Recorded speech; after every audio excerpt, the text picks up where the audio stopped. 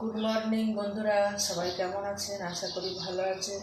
আর আমিও সকাল সকাল উঠে পড়েছি, তো কাজকর্ম শুরু করে দিয়েছি। আমার যেটা কাজ প্রত্যেক দিন সকালবেলায় আগে রান্না করা, তারপরে বাকি কাজগুলো আমি সারি। তো চলুন আজকে আমি কী কী রান্না করছি আমাদেরকে দেখাই। এখানে আমার ডাল সেদ্ধ হয়ে গেছে, আমি একটু ডাল করব, মসুর ডাল। আর সাথে এই যে 4টে পটল ছিল, কেটে নিয়েছি, পটলটা ভাজা করব। এখানে আমি এঁচড় কেটে নিয়েছি একটা ছোট ছোট করে। এঁচড়টাকে আজকে আমি নতুনভাবে রান্না করব।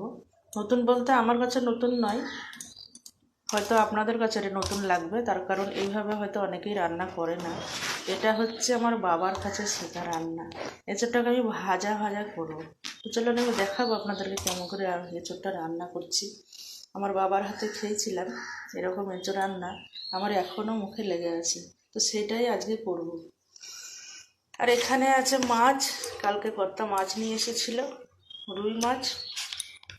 তো অনেকগুলোই মাছ নিয়ে এসছে, কয়দিন ধরে রুই মাছ খাচ্ছি, তারপরে আবার কালকে রুই মাছ নিয়ে এসছে। আমি বললাম ঠিক আছে, অনেকগুলো মাছ আমি নিয়ে নিয়েছি এখানে। আমি আর এখানে তেঁতুল নিয়ে নিয়েছি, দেখুন পাকা তেঁতুল, তেঁতুলটাকে ভিজাতে দিয়েছি, মাছটা টক করে ফেলবো। কেন অনেকটাই মাছ, একই মাছ রোজ রোজ আর ভালো লাগে না। তো বন্ধুরা, এঁচড়টা আমি কীভাবে রান্না করছি আপনাদেরকে দেখাবো।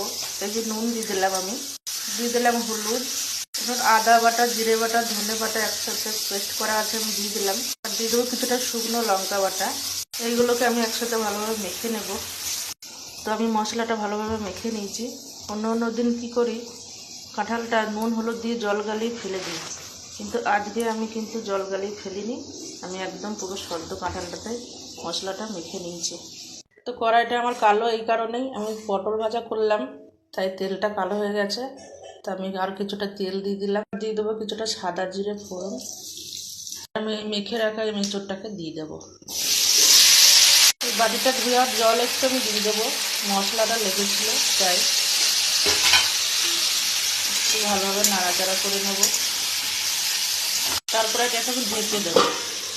গ্যাসটা একদম সিমে করে দেবো।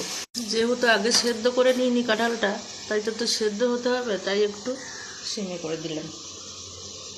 তো বন্ধুরা, আমার রান্নার ভিডিও যদি দেখতে চান, তো আমার একটা ইউটিউবের চ্যানেল আছে, তার নাম হচ্ছে পার্সোনাল সংসার।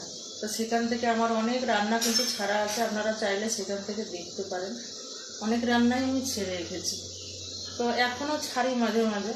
তো আপনারা চাইলে কিন্তু সেই চ্যানেলটা সাবস্ক্রাইব করে নিতে পারেন আর ভিডিওগুলো দেখতে পারেন। আশা করি ভালো লাগবে, আর ভালো লাগলে আমাকে লাইক সাবস্ক্রাইব করে দেবেন। এই দেখুন বন্ধুরা, এইভাবেই ঠিক হবে এটা।